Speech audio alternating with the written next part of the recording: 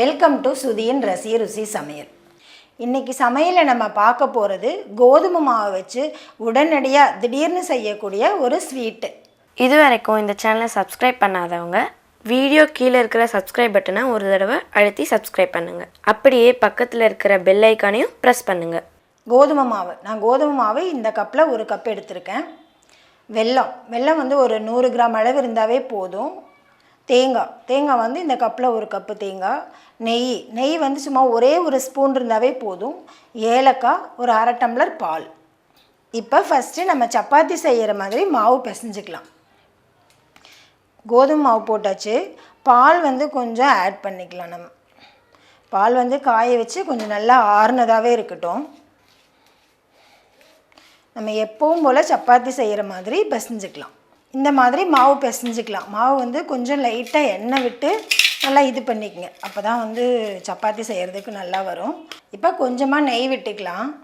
இப்போ தேங்காவை போட்டுக்கலாம். இப்போ அடுப்பு கொஞ்சம் ஸ்லிம்லேயே வச்சுக்கோங்க. இந்த தேங்காய் வந்து நல்லா ஹீட் ஆனோடனே இப்படி தான் பிடிக்கும். கொஞ்சம் அப்படியே சுரண்டி விட்டு கொஞ்சம் ஃப்ரை பண்ணிக்கோங்க. தேங்காய் கொஞ்சம் லைட்டாக கலர் மாறினோடனே நம்ம வெல்லம் சேர்த்துக்கலாம். அந்த தேங்காய் வந்து நல்லா ஃப்ரை ஆகும்போதே நமக்கு ஒரு மாதிரி வாசம் வரும். அந்த நெய் கூட மிக்ஸ் ஆகி அது வறுக்கும்போது வாசமே நமக்கு நல்லா இருக்கும். அப்போ தான் நம்ம வெல்லத்தை சேர்க்க போகிறோம். இப்போ கலரே பாருங்கள், கொஞ்சம் லைட்டாக கலர் மாறிடுச்சு. இந்த டைமில் தான் நம்ம வெல்லம் சேர்க்க போகிறோம்.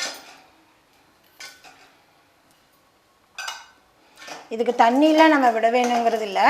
இதுலேயே வந்து இந்த வெல்லமே கொஞ்சம் நேரத்தில் வந்து தண்ணி இதாகிக்கும். இப்போ நம்ம வந்து தண்ணியே சேர்க்கல. அந்த வெல்லத்தில் இருக்கிற வெல்லம் போட்டோன்னே அந்த லிக்விடே இதானதில் பாருங்கள் இப்படி நல்லா தண்ணி மாதிரி வந்துருச்சு. இப்போ ஏலக்காய் சேர்த்துக்கிறோம். சும்மா ஏலக்காய் சேர்த்துன உடனே நம்ம எடுத்துக்கலாம். அடுப்பை வந்து ஸ்லிம்லேயே தான் நீங்கள் வைக்கணும். பெருசாக வச்சிங்கன்னா எல்லாம் தீஞ்சு போயிடும்.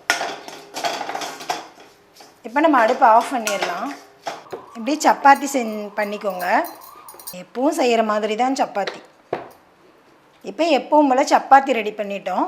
இப்போ இந்த சப்பாத்தி மேலே நம்ம ரெடி பண்ணி வச்சுருக்கிற இந்த ஸ்டஃபிங்கை எல்லா பக்கமும் நல்லா அப்ளை பண்ணி விடணும்.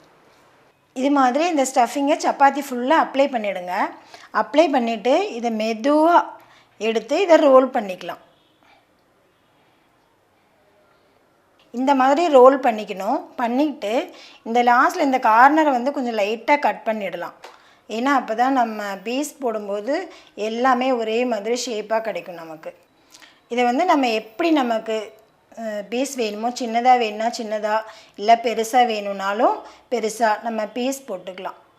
இப்படி நம்ம ஒரு பீஸாக எடுத்து கொஞ்சம் லைட்டாக கையில் மாவு தொட்டுக்கோங்க. தொட்டுக்கிட்டு இப்படி அமுக்கி விட்ருங்க. இது மாதிரி எல்லாம் பீஸாக கட் பண்ணி இது நல்லா இப்படி தட்டி வச்சுக்கோங்க. அது கொஞ்சம் லைட்டாக பிரிஞ்சு வர்ற மாதிரி இருந்தால் இந்த கோதுமை மாவே கொஞ்சம் லைட்டாக கையில் தொட்டு இப்படி நல்லா தட்டி வச்சுக்கோங்க. வச்சுட்டு ஒரு கடாயில் எண்ணெய் விட்டு, இப்போ எண்ணெய் நான் காஞ்சிருச்சு. இப்போ இதில் போட்டு பொரிச்சு எடுத்துட வேண்டியது தான். ஃபஸ்ட்டு எண்ணெய் நல்லா காயிற வரைக்கும் அடுப்பை பெருசாக வச்சுக்கோங்க. அப்புறம் ஸ்லிம்மில் கொண்டு வந்துடுங்க. இதுக்கு எண்ணெய் கொஞ்சமாக வச்சாவே போதும். இந்த ஸ்வீட் செய்கிறதுக்கு ரொம்ப கஷ்டம்லாம் இல்லைங்க.